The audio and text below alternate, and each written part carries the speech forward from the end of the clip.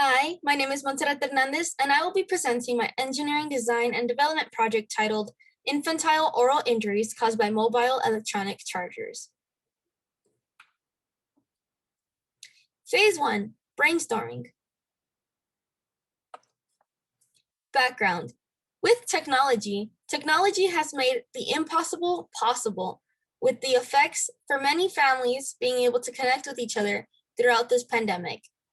Since there are many hazards outside the home, a lot of parents who did not grow up with technology does not know the hazards that are inside the home. And because of this, they are unknowledgeable about the technology that can harm their children. This dangerous yet unknown hazard has affected several children around the world who have developed oral fixation.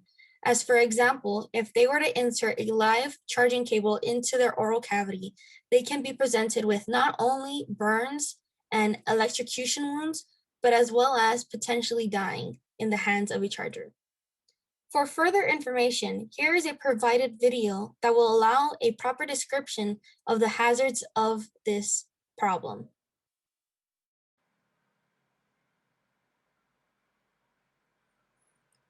In this video, we are witnessing a Kentucky mom showing how her daughter was electrically burned due to a cell phone charger. This infant found a loose charger to play with and stuck it in her mouth. And as soon as she did, she severed several burns affecting her mouth. Just like any other parent, Courtney Davis was distracted by the busyness of the day. Because of this, she neglected the hazard of a cell phone charger in which her child got a hands of. Sadly, because of this, her child fell victim to severe burns due to the charger being in her mouth. This is a fairly common injury for children, as said by Dr. Mark Jasek.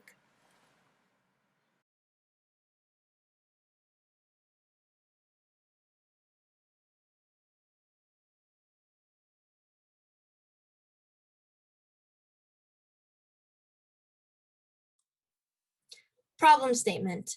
According to the Global Pediatric Health, 32.9% of children under the age of 2 are injured due to phone chargers. While cell phone chargers are left unattended in homes across the nation, infants are prone to oral electrocution. Statement of purpose. This project intends to develop research and possible solutions for the formulation of a product that will significantly reduce the risk of children affected by oral electrocution from mobile electronic chargers. With the consequences including ulcers, burns, and death, this paper and prototype will be responsible for further proving the importance of the issue, as well as provide the necessary components of a successful prototype. Moving forward to articles of justification. In Justification 1, several researchers were determined to calculate the amount of cell phone-related injuries, mainly separating each age group to determine who was affected most by cell phone charger usage. After gathering a range of statistics, at the end of the research, 9.6% of infants endured electrical injuries involving a cell phone charger.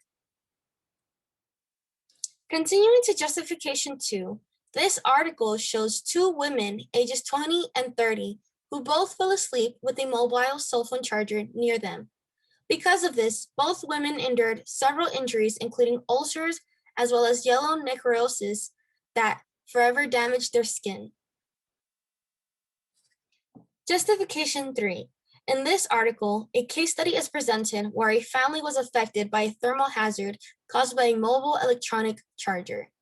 While the charger exploded and caused a fire near a wooden cabinet in the kitchen, the family inhaled smoke that allowed every person in the family to die. Justification 4. In this case study, a Turkish 9-year-old girl suffered tissue damage and burns caused by a cellular phone charger explosion. While she was picking up her phone to answer a call, her charger, while plugged in, exploded in her hands, causing several burns the span of 5 to 6 centimeters. Justification 5. In this article, several researchers were determined to explain the effects of low-cost generic chargers. Because these chargers were poorly made and produced, this causes an electrical hazard as several safety precautions are dismissed. Moving forward with similar solution matrix.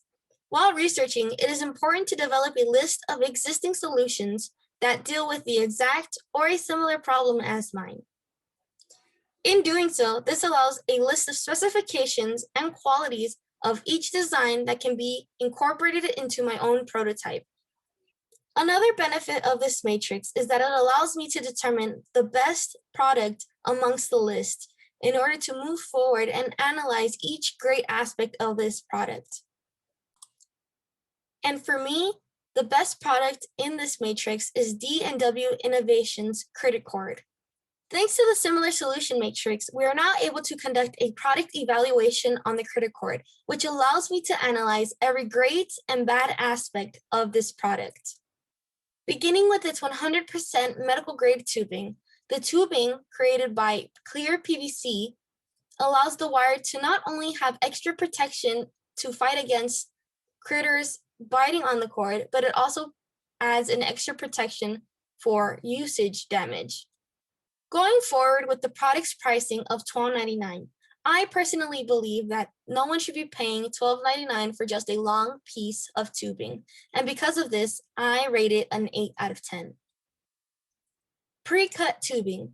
This pre-cut tubing allows easy application for the user, and because of this, I rate it a 9 out of 10.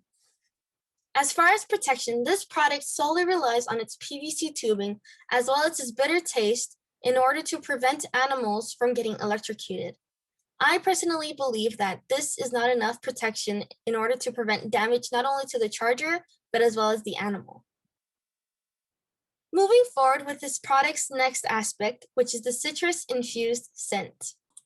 While this infused smell attempts to discourage animals to go away from the cord in order to prevent its damage, it also discourages users to not use it as the smell is almost unbearable according to customer reviews, landing its 5 out of 10 rating. Next is this product's bitter taste. I personally really like this aspect of this product as it successfully deters animals from even going near or chewing on a cord, as well as not affecting the users. Because of this, the bitter taste lands a 9 out of 10 rating. Durability. I personally give this product a 6 out of 10 for durability as it is only a PVC tubing and nothing more. Continuing in the research process, it is important to research patents in order to gain inspiration as well as be knowledgeable of what's already out there in the world trying to solve similar problems. In Patent Research 1, the inventor Chin Li Chang developed a charger that can be coiled up and stored away for car usage. I personally like this patent as the coil aspect of this product can be implemented in my prototype in order to protect children from inserting the charger into their oral cavities. In Patent Research 2, two inventors developed an idea on how a charging cable can be neatly stored behind a phone case. In this patent, written by Joanne Lowen, it explains her concept of a mobile cell phone charger incorporated with a foldable electrical wall plug. By allowing the wall plug to be inside a casing, this also shows how this can efficiently retract the electrical cord in order to encase the wire, preventing a child to insert it into its mouth. While Joanne Lowen's product design was to initially provide accessibility and portability for a charger, my interpretation of her design is to allow me to develop a casing in order to protect the wire, most importantly, the live part of a wire, from a child in order to prevent a child inserting it to its oral cavity. Similarly to the last patent research, this design developed by Ezra J. Ginsburg allows the wire to successfully retract back to its casing for added protection. Once again, this design allows further protection to a wire in order to reduce the amount of stress damage caused to the wire, Lastly, we have Patent Research 5, which has been developed by S. Hirakai. While initially this design has been developed for stationary and larger wires, we can implement some of its concepts, such as the casing around the wire, in order to prevent electrical damage as well as stress damage to the wire.